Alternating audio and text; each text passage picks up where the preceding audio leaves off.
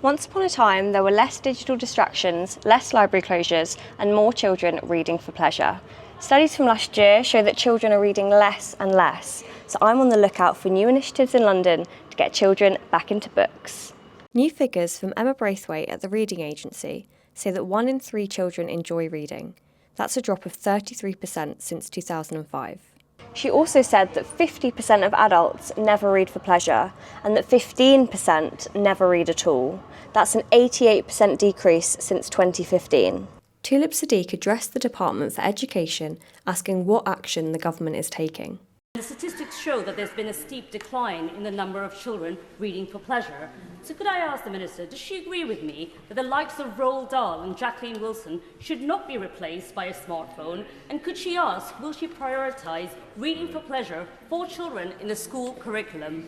The Labour Minister, Catherine McKinnell, responded to similar questions on stricter policies with phones in schools. Phones shouldn't be out in schools. It's as simple as that. And that's why heads have the power to impose the rules that suit their school community. She also acknowledged how important libraries are to the community. However, 20 libraries have closed in London in just the last year. The LBC campaign Kids Who Read Succeed was praised as a new initiative which promotes early years reading through free audiobooks read by a host of well-known names. So with World Book Day and London Book Fair taking place this month, I picked the brains of authors, organisations and children's centres to find out how to change this decline in reading. Ross Montgomery's book, I Am Rebel, was named Waterstone's Book of the Month and nominated for Costa Book of the Year in 2024.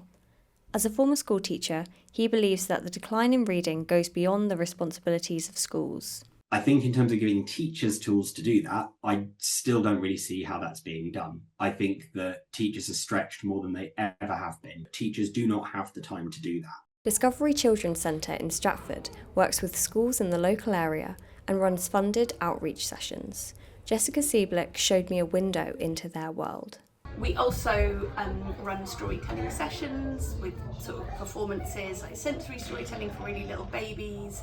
We have an immersive exhibition downstairs which is based on the work of a particular author. Obviously I'm aware of the kind of stats around reading for pleasure and that they are a problem. I think the work that Discover does is part of the solution to that.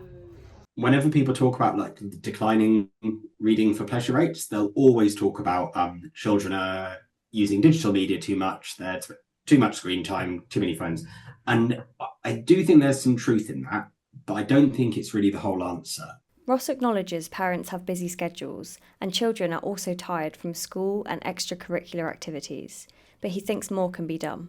When you read to a child or where you play a child an audiobook, what you're doing for them is you're modelling to them what a narrative voice is meant to sound like. It's because children are responding to what they see adults doing. And I think actually adults are not reading for pleasure as much as possible. And I think that's how you show it to them that it's important.